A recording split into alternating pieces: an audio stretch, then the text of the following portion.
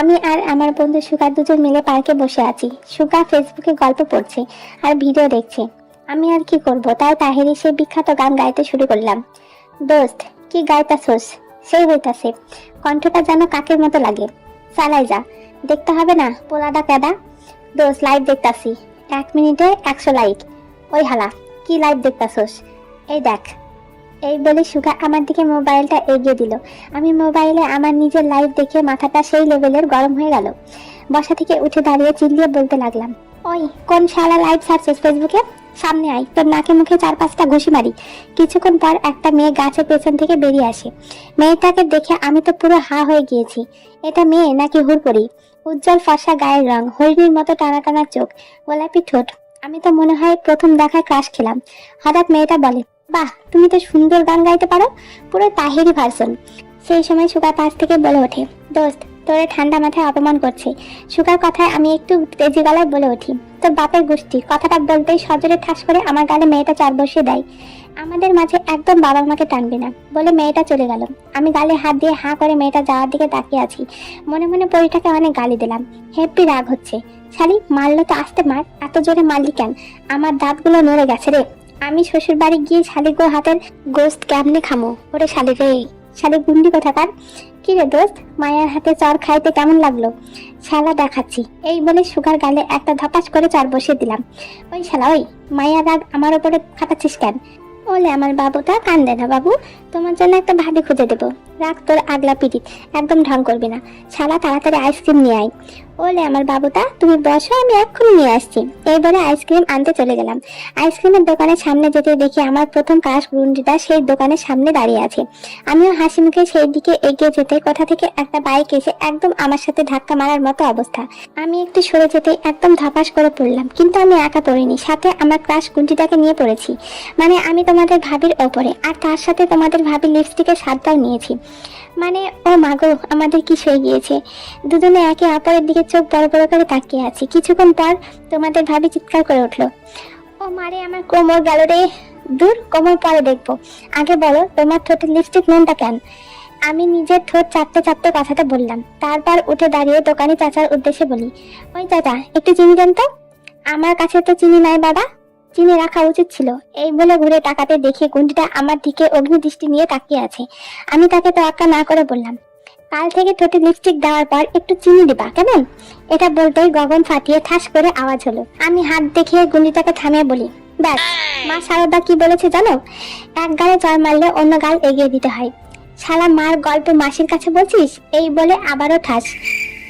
মেয়েটা আর কোনো কথা না বলে চলে গেল। এতগুলো থাপ্পড় খেয়ে আমার হাল বেহাল হয়ে বসে পড়েছি। এই শালা মারলো কেন? আমি কি কথাটা ভুল বলেছি? বাবা, আমি কি চিনি এনে দেবো? শালা টাকলু, এদিকে আমারে মায়েরা কাট করে ফেলছে আর শালায় আইসে চিনি নিয়া। ও মা গো, গাল ব্যথা গো। কিছুক্ষণ পর সুগা এসে আমাকে এভাবে বসে থাকতে দেখে বলে, আমার বাবু তার গাল দুইটা লাল কেমনে হইলো? বাবু, আমারে আবার কেলাইছে। কেটা কেলাইছে আমার বাবু তালে? বাবু, ও তো কেলাইয়া চলে গেছে গা। বাবু কান্দো না, চলো আমরা বাড়ি যাই। তারপর দুজনে গলা ধরে হাঁটতে শুরু করলাম। এই দোস্ত, একটা কথা, আমি না প্রেমে পড়ে গেছি। দোস্ত, আমি পা দিতাছি, তুই ধরে উঠে পড়। চুপ শালা। ওকে ওকে। তা কার প্রেমে পড়লি? নাম জানি না রে, কিন্তু তার নরম ঠোঁট আর কমল হাতের স্পর্শ পাইছি। হাই, কয় কি, কবে? আরে শালা, আমি ওই গুন্ডিটার কথা বলছি। ও আচ্ছা, তাহলে আমি তোর জন্য হাসপাতালের বেড ঠিক করে রাখছি। আমি ভ্রু কুচকে বলি, কেন? কারণ একদিনে তোর যে অবস্থা করছে, প্রেমের কথা বললে না জানি তোর কি করে। দূর শালা, তুই থাক, আমি গেলাম। এই বলে বাসায় চলে আসলাম। বাসায় ঢুকতেই আম্মু আমাকে দেখে বলে উঠলো, কিরে, আজ তোর মুখের বিচিত্র রকম ছাপ কিভাবে হলো? আম্মু, এটা 2056 সালের স্টাইল, ও তুমি বুঝবা না। এই বলে দ্রুত নিজের রুমে চলে আসলাম। আম্মুর সামনে বেশিক্ষণ থাকলে আমার কপালে শনি আছে। নিজের রুমে এসে গালে ঠান্ডা পানি দিতে লাগলাম। আহ, উফ, মাগো, কিলাম গো। মায়ের হাত তো নাই, পুরাই হাতুড়ি। এত থাপ্পড় খায়া ওই বেডির লাগে কেমনে প্রেমে পড়লাম? আসেন ছোট্ট করে আমার পরিচয়টা দিয়েই দিই। আমি হলাম জীবন জাঙ্কুক, বাবা মায়ের একমাত্র সন্তান। আমার বাবা কলেজ প্রিন্সিপাল। থাক, এইটুকুই থাক। গালে প্রচন্ড ব্যথা করছে তো কথা বলতে পারছি না। তারপর রাতের খাবার খেয়ে শুয়ে পড়লাম। সকালে আম্মুর ডাকে ঘুম ভাঙলো। তারপর ফ্রেশ হয়ে কলেজের জন্য বেরিয়ে পড়লাম। আমি আর সুগা একসাথে কলেজে গেলাম। ভেতরে যেতে ভূত দেখার মতো লাফিয়ে উঠলাম। কি হইল রে, এমন লাফিয়ে উঠলি কেন? সামনে দেখ কেডা। এই মেয়ে আমাদের কলেজে কি করে? আরে ব্যাস, মনে হয় আমাকে কলেজে নতুন ভর্তি হয়েছে, আমি আসছি এই বলে মেয়েটার দিকে দৌড় লাগালাম। ওই শালা কই যাস, মারা পড়বি নাকি? জাঙ্কুক সুগার কথায় কান না দিয়ে দৌড়ে মেয়েটার দিকে চলে যায়। মেয়েটা কয়েকটা মেয়ের সাথে আসছে। মেয়েটাকে ছাড়া জাঙ্কুক সবাইকে চিনে। হে জিমিন আপু, কই যাও? এই ক্যান্টিনে যাচ্ছি। আজকে কি ব্যাপার, আমাদের সাথে কথা বলতে আসছিস? কারণটা কি? অন্যদিন তো তোকে ধরা ছোঁয়াও যায় না, আজ নিজ থেকে ধরা দিলাম। যাই হোক, পাশের পিসটাকে কলেজে নতুন আমদানি হয়েছে মনে হচ্ছে। আমি ভাবছি পিসটাকে তোমার ছোট ভাইয়ের বউ বানাবো। ওই পিস কারে বললি? তোর ওই দিন রোজ কম হয়েছিল তাই না? আরে খারাপ না একটু? আমি তো জিমিন আপুর সাথে কথা কইতাছি, আপনি চাতেন কেন? আপনি চাতলে না আমার বুকের ছাতি 32 ইঞ্চি থেকে 42 ইঞ্চি হয়ে যায়। এই কথাটা শুনতেই মেয়েটা আগুন হয়ে গিয়েছে। আজ তোর বুকের ছাতি 63 ইঞ্চি করবো। তে শান্ত হ, আমি ওর সাথে কথা বলছি তো। ওই শয়তান, ও তোর সিনিয়র লাগে আর তুই ওর সাথে বিয়ে করতে চাস কেন? সিনিয়র আপুরা কি বউ সাজে না, নাকি তাদের বাচ্চা হয় না? আমি তো ওনার বাচ্চার বাপ হতে চাই। তোর সাহস তো কম না? আরে বাচ্চার বাপ হতে গেলে সাহস না, কোমরে জোর লাগে, যেটা আমার আছে। জিমিন ওরে ওখান থেকে যাইতে বল, না হলে কিন্তু জুতা খুলে মারবো। জিমিন তো ওদের কথা শুনে মিটমিট করে হাসতে ব্যস্ত। ওয়েট, জিমিন আপুকে বলতে হবে না, আমিই চলে যাচ্ছি। যাওয়ার আগে একটা কথা বলতে চাই। আমার কথায় তে মুখটা অন্যদিকে ঘুরে নিল। আহ কি মাইয়া, রাগলে যেন নিম পাতার মতো মিষ্টি লাগে। ওগো শুনছো, গতকালের লিপস্টিকের স্বাদটা না দারুণ ছিল, আরেকবার স্বাদটা নিতে দাও না। আমার কথা শুনে তে 1000 কিলোমিটার আগে লুক দিয়ে আমার দিকে তাকাই, আর আমার দিকে তেড়ে আসতে আমি দিই এক দৌড়। আরে বাবা, দৌড় না দিলে গুন্ডিটা আবার কেলানো শুরু করবে। এই হারামি, আমি তোকে পরে দেখে নেবো। ছাড় তো, চল আমরা ক্যান্টিনে যাই। ও বেড়া, ওইভাবে কি খুঁজছিস? আরে তোর ভাবিরে ভালোভাবে দেখার জন্য একটা ভালো লোকেশনের বেঞ্চ খুঁজছি। হ্যাঁ পেয়েছি, আয় দোস্ত, এখন থেকে আমরা এই বেঞ্চে বসবো। তুই কবে আছা থেকে কেরানি খাবি দেখিনিস? আরে দোস্ত, প্যার মে সব কুছ জায়েজ হে, সমঝে? তারপর আমি ক্লাসে জানালা দিয়ে তেকে দেখতে লাগলাম। ওয়াও, কি সুন্দর, তে সিল্কি চুলগুলো বাতাসে দুলে। আর এইদিকে কখন যে স্যার ক্লাসে এসেছে আমি বুঝতেই পারিনি। ওদিকে কি দেখছো বাবা? আপনার বউ মারে। কথাটা বলে মাথা ঘুরে তাকাতেই 1000 ভোল্টেজে শক খাইলাম। সাথের জিব্বায় কামড় দিলাম। সম্রাট শাহজাহানকে চিনিস? না স্যার। বইয়ের দিকে নজর রাখ, কাস্তালার মায়াগো ক্যান্টিনের মায়াগের দিকে না, যত সব ফাউল ছেলে পেলে। স্যার, আপনি জামাল কাকুরে চিনেন? না। তাহলে আপনার বউয়ের দিকে নজর রাখেন, তাহলে চিনতে পারবেন। আমার কথা শুনে ক্লাসের সবাই হেসে উঠলো। আমি জানালা দিয়ে এর দিকে তাকাতে মাথাটা গরম হয়ে উঠলো। ওই, কাল তোর আব্বুরে কলেজে আসতে বলবি। কলেজে নতুন নাকি? প্রিন্সিপালের রুমে গেলে আমার বাপরে পাবেন। রাগী কণ্ঠে কথাটা বলে সুগাকে ইশারা করে তৎক্ষণাৎ ক্লাসরুম থেকে বেরিয়ে আসলাম। আর ইউনোকে এসএমএস করে হকি স্টিক নিয়ে ক্যান্টিনে আসতে বললাম, কারণ আমাদের কলেজের কয়েকটা ছেলে থেকে বিরক্ত করছে। আমি ওদের পেছনের টেবিলে বসে শুনছি কি বলে। কি শোনা, যাইবা নাকি চিপাই? তুমি না অনেক হট, চলো না একটা গেম খেলে আসি। যাবে তো, তোর বোনেরে নিয়া। শুধু একটা গেম না, 5-6টা গেম খেলে নিয়ে আসবো নি। আমার কথা শুনে ছেলেটা পেছন ঘুরতে ঘুরতে বলে, ওই শালাকে ডারে? আমি তোর শালা নই, আমি তোর জিজু লাগি। এটা বলে হকি স্টিক দিয়ে উড়াধরা কয়টা দিতে শুরু করি। ছেলেগুলো মার খেয়ে ওখান থেকে পালিয়ে যায়। দেখি গুন্ডিটা ভ্রু কুচকে আমার দিকে তাকিয়ে আছে। কি হয়েছে জান, ওভাবে তাকিয়ে আছো, প্রেমে পড়ে গেলে নাকি? শয়তান কোথাকার। ও আচ্ছা, আমি শয়তান? আমার সামনে তো ভালো গুন্ডিগিরি দেখাও, আর অন্য জায়গায় ভেজা বেড়াল হয়ে যায়। ওই, তোকে বলেছি আমার হেল্প করতে। ওরে আমার জানটা, তোমাকে রাগলে না অনেক কিউট লাগে। আমি হলাম তোমার ফিউচার হাজবেন্ড, তাহলে আমি ছাড়া তোমাকে কে বাঁচাবে? জিমিন, চল এখান থেকে। দাঁড়াও, রাস্তা ছাড়ো, তোমার সাথে কথা আছে। তুই বিরক্ত হয়ে বলে, যা বলবে তাড়াতাড়ি বলো। আই লাভ ইউ, আমি তোমাকে ভালোবাসি। তুই একটু দীর্ঘ নিঃশ্বাস ফেলে বলে, দেখো জাঙ্কুক, তোমার আবেগের বসে আমাকে এসব বলছো। বিবেক দিয়ে ভাবো, তাহলে সমস্ত প্রশ্নের উত্তর পাবা। ওয়াও সুইট হার্ট, উফ উফ উফ, তোমার কণ্ঠটা যা লাগছে না। শোনো, আমার ভবিষ্যৎ বাবুর আম্মু, আবেগ ছাড়া কখনো ভালোবাসা হয় না, আর বিবেক দিয়ে বলছি আমি তোমাকে ভালোবাসি। জাঙ্কুক আমার সাথে এক্ষুনি অফিস রুমে দেখা করবে। আমি তেকে ফিস করে বলি, সুইটহার্ট, তোমার সাথে আবার পরে দেখা হবে। এই বলে ওখান থেকে চলে আসলাম। ভেতরে আসতে পারি? হ্যাঁ আসো। ভেতরে গিয়ে এক পাশে দাঁড়িয়ে আছি। আব্বু কাগজ বন্ধ করে বলে, তোমার সমস্যা কি? তোমাকে না বলেছি কলেজে এরকম আচরণ করবে না? তুমি প্রফেসরকে কি বলেছো? উনি তোমার কথা জানতে চাইছে, তাই তোমার অফিস দেখিয়ে দিয়েছি। এটাতে আমার ভুল কোথায়? ঠিক আছে, এখন বাসায় যাও, তোমার আম্মু বাসায় যেতে বলেছে। এখন তো শুধু একটা ক্লাস করছি, আর এখনই বাসায় যেতে বললো কেন? বাসায় যাও, গেলে বুঝতে পারবে। তারপর কলেজ থেকে সবার থেকে বিদায় নিয়ে বাসায় চলে আসলাম। আম্মু দরজা খুলতে বলে, এসেছিস? তোর ফোনে কতবার কল করছি, রিসিভ করছিস না কেন? ও আম্মু, মোবাইলটা সাইলেন্ট ছিল, বুঝতে পারিনি। এসব বাদ দাও, এত আর্জেন্ট বাসায় কেন ডাকলে? আজকে আমার বেস্ট ফ্রেন্ড আসবে, ও তো আমাদের বাসা চিনে না, তুই গিয়ে নিয়ে আসবি। সেটা তো ঠিক আছে, কিন্তু আমি তোমার বান্ধবীকে কিভাবে চিনবো? আমি ঠিকানা দিব, তুই গিয়ে নিয়ে আসবি। ঠিক আছে, আমি আগে ফ্রেশ হয়ে আসি। যা। তারপর নিজের রুমে গিয়ে ফ্রেশ হয়ে আম্মুর দেওয়া ঠিকানা নিয়ে গাড়ি বের করে চললাম গন্তব্যস্থানের উদ্দেশ্যে। 30 থেকে 40 মিনিট পর সেখানে পৌঁছালাম। গাড়িটা ভেতরে পার্ক করে গেটের সামনে গিয়ে কলিং বেল চাপতে একটা মহিলা এসে দরজাটা খুলে দিল। আরে জাঙ্কুক বাবা, এসো ভেতরে এসো। সরি, আপনি আমাকে চিনেন? আরে চিনবো না কেন, জিন আমাকে তোমার ফটো দেখিয়েছিল। ও আচ্ছা, তুমি বসো, আমি রেডি হয়ে আসছি। ঠিক আছে আন্টি। তারপর কয়েক ঘন্টা পর আন্টি রেডি হয়ে বেরিয়ে আসলো। তারপর আন্টিকে নিয়ে নিজের বাসায় চলে আসলাম। বাসায় এসে দুই বান্ধবী একে অপরকে জড়িয়ে ধরে সেই লেভেলের গল্প শুরু করে দিয়েছে। আমি তো শুধু চেয়ে চেয়ে দেখছি। হঠাৎ কলিং বেলের আওয়াজ হতেই আমি গিয়ে দরজা খুলতেই আই এম তো অবাক। সামনে আব্বু আর আমার ক্রাশ গুন্ডিটা দাঁড়িয়ে আছে।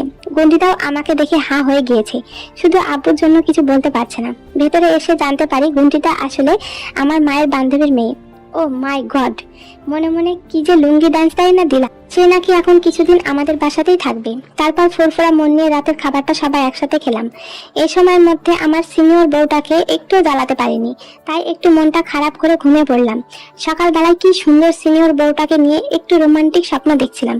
হঠাৎ চোখে মুখে পানি পড়ায় ও মা গো বলে চিল্লিয়ে শোয়া থেকে উঠে বসি। পাশে তাকিয়ে দেখি গুন্ডিটা কোমরে হাত দিয়ে দাঁড়িয়ে আছে। আমার আর বুঝতে বাকি নেই এই কাজটাই এই গুন্ডিটার। তখন আমি দুষ্টু হেসে বলি, ও মাগো, এ তো দেখি মেঘনা চাইতেও জল। আমার সিনিয়র বউটা আমাকে ঘুম থেকে ডাকতে এসেছে, এত ভালোবাসা। কি বললি তুই? আমি তোর বউ কবে হলাম? হয়নি, একদিন তো হবে। আর তোমার বাচ্চার বাবাও হব। বাপ হওয়ার খুব শখ, তাই না? এমন জায়গায় মারবো বিয়ে করার শখ মিটে যাবে। ও মা, তাই নাকি? আমাকে মারলে তো তুমি কষ্ট পাবে, তাই না সোনা? দূর, আমার এখানে আসাটাই ভুল হয়েছে, আন্টি তোকে ডাকছে। এই বলে তে আমার দিকে রাগি লোক দিয়ে চলে যায়।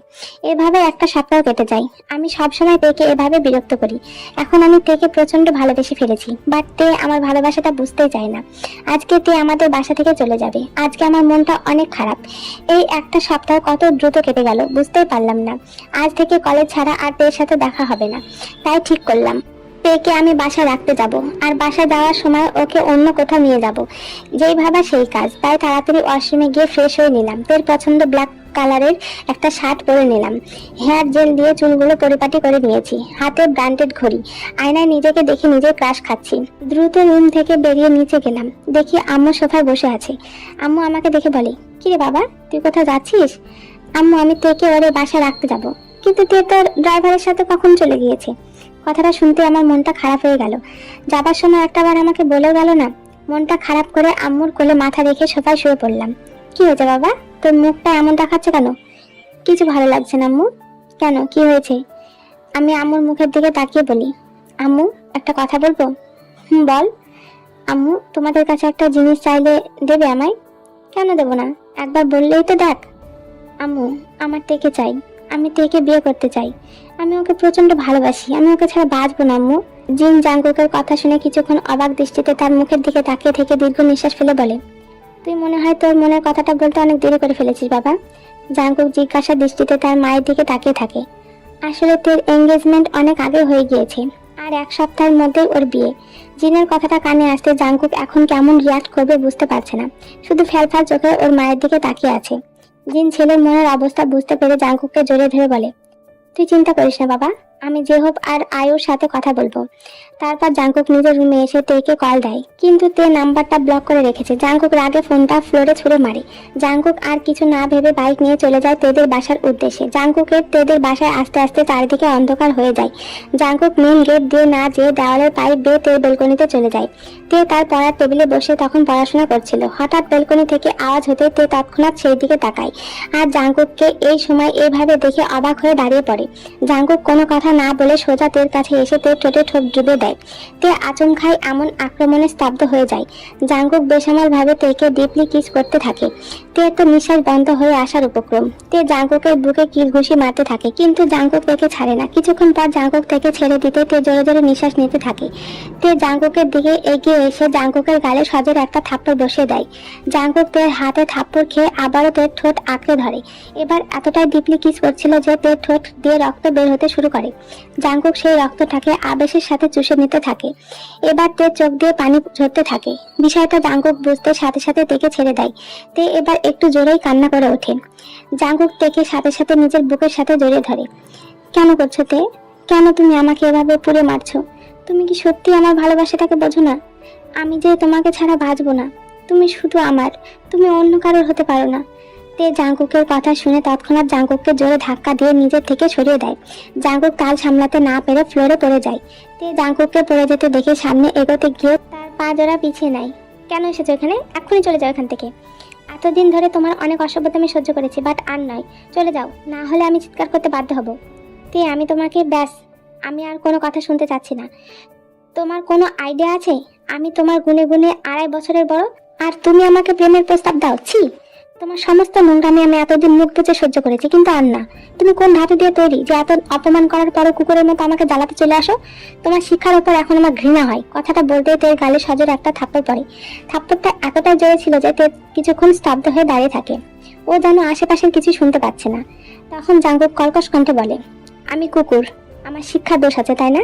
ঠিক আছে, তোর যাকে ইচ্ছা তাকে বিয়ে কর, আই ডোন্ট কেয়ার। এই বলে জাঙ্কুক তের দিকে একটাবার না তাকিয়ে ওখান থেকে চলে যায়। এবার জাঙ্কুক মেন দরজা দিয়ে যায়। আয়ু জেহব জাঙ্কুককে দেখে অনেক ডাকে, কিন্তু জাঙ্কুক কারোর কথায় পাত্তা না দিয়ে ওখান থেকে চলে যায়। আয়ু জেহব থেকে অনেক প্রশ্ন করে, কিন্তু তের মাথা ব্যথা করছে বলে দরজা বন্ধ করে দেয়। জাঙ্কুক বাসায় এসে সোজা ওর মার বাবার রুমে চলে যায়। আম্মু, আব্বু আসবো? আয়। আম্মু, আব্বু, আজকে যদি তোমাদের মাঝখানে শুই তাহলে কি তোমাদের কোনো প্রবলেম হবে? এমন করে কেন বলছিস বাবা? আয়, এখানে শুয়ে পড়। তারপর জাঙ্কুক তাদের মাঝখানে শুয়ে পড়ে। জিন আর আরেম আদরের ছেলের মাথায় হাত বুলিয়ে দিতে থাকে। তখন আরেম বলে, কি রে, তোর বিয়ের কথা শুনে মন খারাপ হচ্ছে? তুই চিন্তা করিস না, আমরা কালকে জেহব এর সাথে কথা বলবো। এই কথাটা শুনতে জাঙ্কুক তার বাবার মুখের দিকে তাকিয়ে তাকে জড়িয়ে ধরে নিঃশব্দে চোখের পানি ফেলতে থাকে। আরেম জিন ছেলের এমন আচরণে একটু অবাক হয়ে একে অপরের দিকে তাকায়। কি হয়েছে বাবা? আব্বু, আম্মু, তোমাদের একটা কথা বলবো? আমি বিদেশে গিয়ে পড়াশোনা করতে চাই। আমার এখানে ভালো লাগছে না। জাঙ্কুক, কি বলছিস এসব? তুই না বললি তুই তেকে? জাঙ্কুক কথাটা সম্পূর্ণ না বলতে দিয়ে বলে, আব্বু আম্মু, তে শুধু আমার মোহ ছিল, ভালোবাসা না। আমি ওকে নিয়ে এত ভাবতে চাই না। আমি বিদেশে গিয়ে স্টাডি কমপ্লিট করতে চাই। প্লিজ তোমরা তাড়াতাড়ি আমার যাওয়ার ব্যবস্থা করে দাও। আর আমার কলেজে সবে মাত্র 2 মাস হয়েছে, কোনো সমস্যা হবে না। কিন্তু তুই আমাদের একমাত্র সন্তান, আমরা তোকে ছেড়ে কিভাবে থাকবো? আম্মু, আমার এটা অনেক দিনের স্বপ্ন, আমি বিদেশে গিয়ে স্টাডি করব। প্লিজ তোমরা বাধা দিও না। ঠিক আছে, তুমি যা চাও তাই হবে, আমি সব ব্যবস্থা করছি। ঠিক আছে, আমি তাহলে নিজের রুমে গেলাম। ঠিক আছে, যাও। তারপর জাঙ্কুক নিজের রুমে এসে বেলকনিতে গিয়ে আকাশের দিকে তাকিয়ে চোখের পানি ফেলতে লাগে। তারপর কেটে যায় 5টা দিন। এই 5টা দিন তে আর জাঙ্কুকের একটাবারও দেখা হয়নি। জাঙ্কুক কলেজে আসে না। তে সবসময় মনমরা হয়ে থাকে, ততটা কারোর সাথে বেশি কথা বলে না। ইতিমধ্যে তের বিয়ের তোড়জোড় শুরু হয়ে গিয়েছে। আর 2 দিন পর তের বিয়ে বোগামের সাথে। আর এই দিকে জাঙ্কুকেরও বিদেশে যাওয়ার টিকিট কাটা হয়ে গিয়েছে। তের বিয়ের দিন জাঙ্কুক বিদেশে চলে যাবে। রাত্রে 12টা 30। চারপাশ নিস্তব্ধ, সবাই ঘুমে বেভোর, কিন্তু জাঙ্কুকের চোখে ঘুম নেই। জাঙ্কুক বিছানার সাথে হেলান দিয়ে ফ্লোরে বসে আছে। এক হাতে তের বিভিন্ন অঙ্গভঙ্গির ফটো।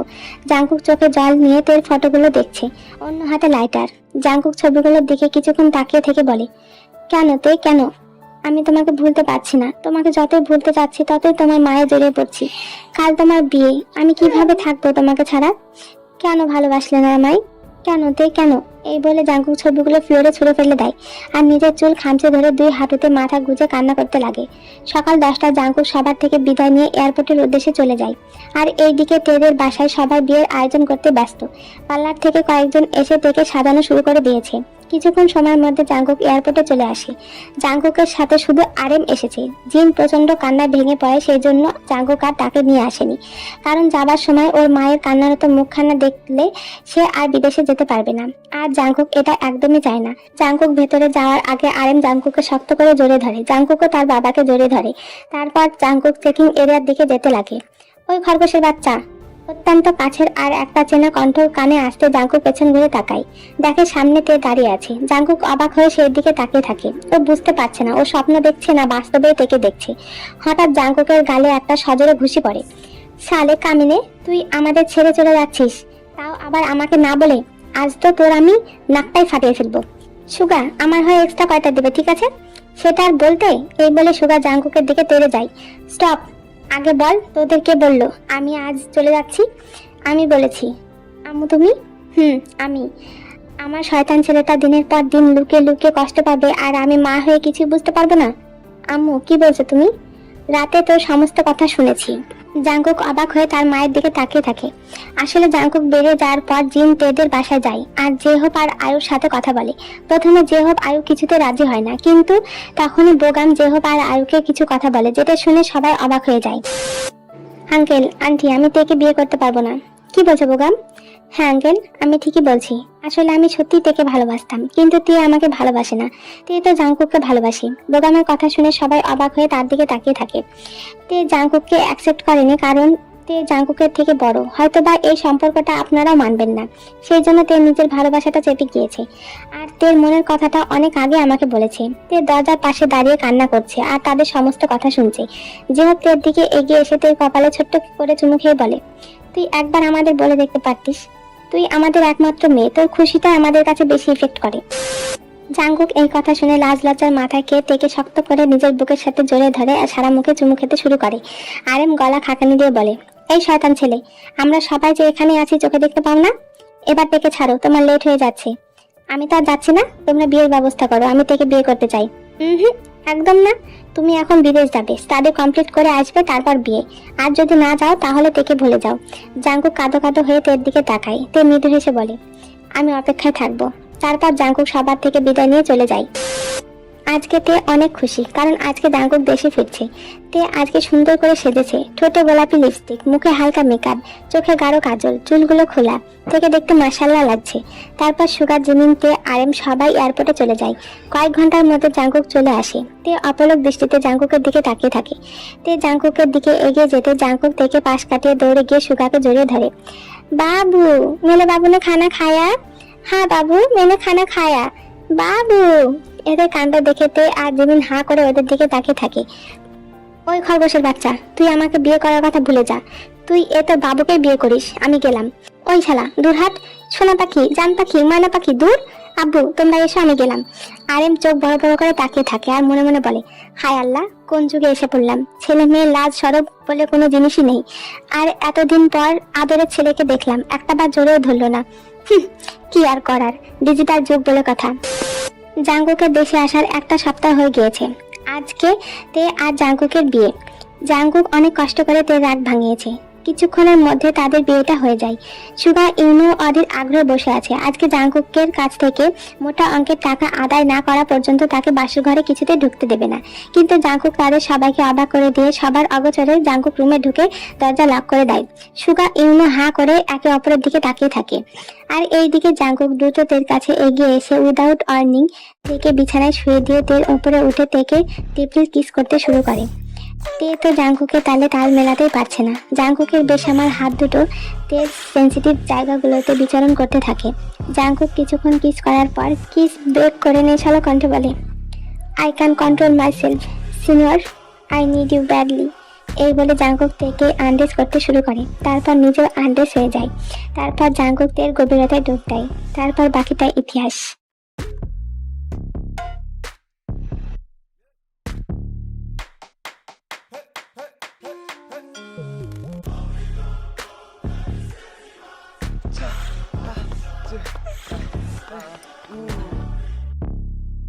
সুগা ছাদে আসে একটু ঠান্ডা বাতাস গায়ে লাগানোর জন্য। তখন সুগা ছাদে এসে দেখে জিমিন আগে থেকে ছাদে দাঁড়িয়ে আছে।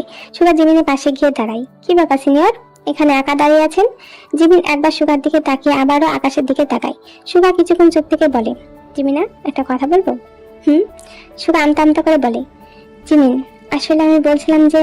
তারপর সুগা হঠাৎ জিমিনের সামনে হাঁটু গেড়ে বসে বলে, আমি জানি না কিভাবে প্রপোজ করতে হয়। আমি এটা জানি, আমি তোমাকে অনেক ভালোবাসি। সুগা আরো কিছু বলতে যাবে, ঠিক তখন হঠাৎ জিমিন সুগার ঠোঁট জোড়া নিজের দখলে নিয়ে নেয়। সুগা পুরোই শকড হয়ে যায়। তারপর জিমিন সুগাকে ছেড়ে দিয়ে মাথা নিচু করে বলে, আমিও তোমায় অনেক আগে থেকে ভালোবাসতাম, কিন্তু আমাদের বয়সের জন্য আমি তোমাকে কিছু বলিনি।